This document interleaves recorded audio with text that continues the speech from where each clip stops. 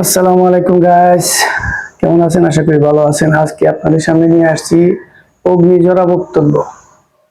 জুনায়েদ আল হাবিব হুজুরের খুব কড়া ভাষায় বক্তব্য দিয়েছেন শিশির মনিকে উদ্দেশ্য করে এবং সাবেক শেখ হাসিনাকে উদ্দেশ্য করে।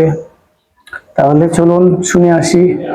আর অরিজিনাল এই বক্তব্যটা আমার ডিসক্রিপশন বক্সে থাকবে, ওখান থেকে আপনারা দেখে নিতে পারেন ইনশাআল্লাহ। চলুন দেরি না করে শুনে আসি।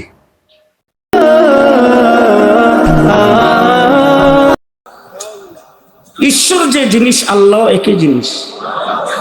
এই নাউজুবিল্লাহ কয় নাই কাটা কাটা কোন দলের?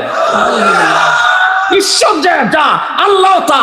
আমাদের ভাষাই হলো আল্লাহ, আপনাদের ভাষা হলো ঈশ্বর, কোনো বেশ কম নাই। আমাদের হইল রোজা, আপনাদের হইল পূজা।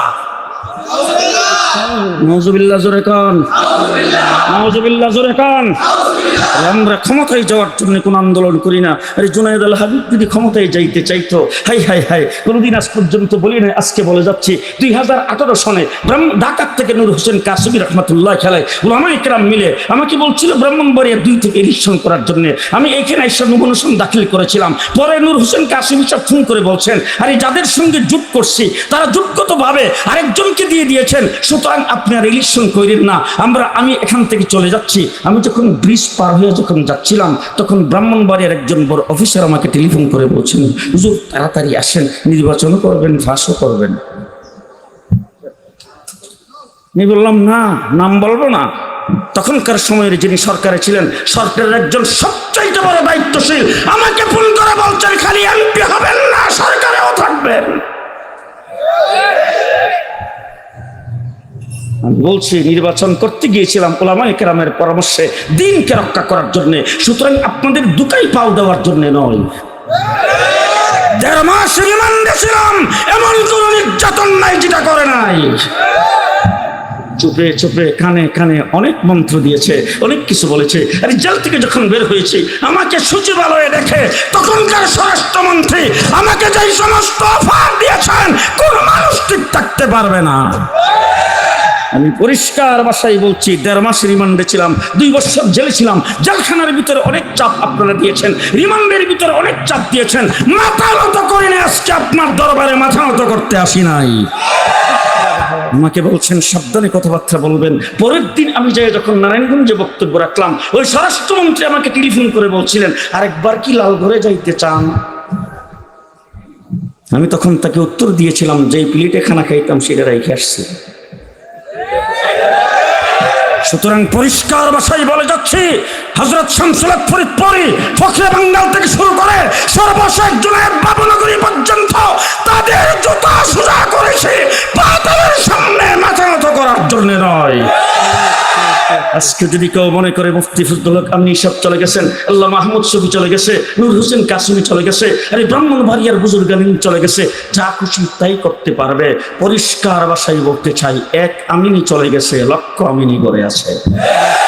আমরা ওই সময় যা করতে পেরেছ তা এখন পারবে না।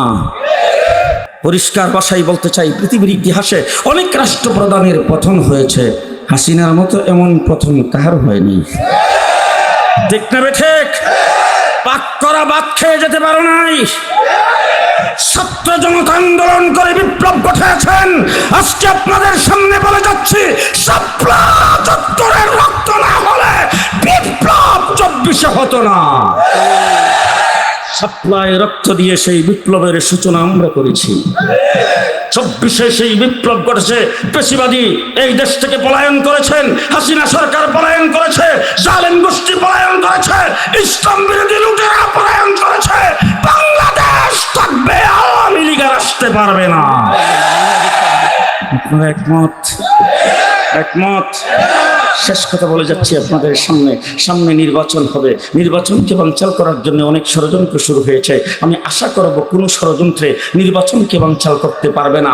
দেশের মানুষ ভোট দেওয়ার জন্য উদ্গ্রীব হয়ে আছে। গত 20 বছরে যারা ভোটার হয়েছে, কোনোদিন ভোট দিতে পারে নাই, তার বয়স এখন 35-40 হয়ে গেছে, আজ পর্যন্ত ভোট দেওয়ার নসিব হয় নাই। সেই মানুষগুলি ভোট দেওয়ার জন্য উদ্গ্রীব হয়ে আছে। কিন্তু একটি কথা বলতে চাই, ব্যালট পেপার আপনাদের সামনে আসবে, মার্কা আসবে, নাম আসবে, দলের নাম আসবে, একটা থাকবে না জয় বাংলার স্লোগান থাকবে না, আওয়ামী লীগের নাম থাকবে না, নৌকা মার্কা থাকবে না। কে কে কে কে রাজি আছেন? রাজি আছেন? রাজি আছেন? জয় বাংলার জায়গায় হবে নারায়ে তাকবীর।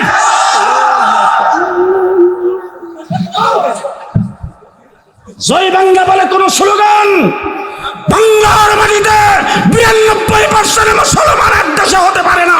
মুসলমানের স্লোগান হবে নারায়ে তাকবীর।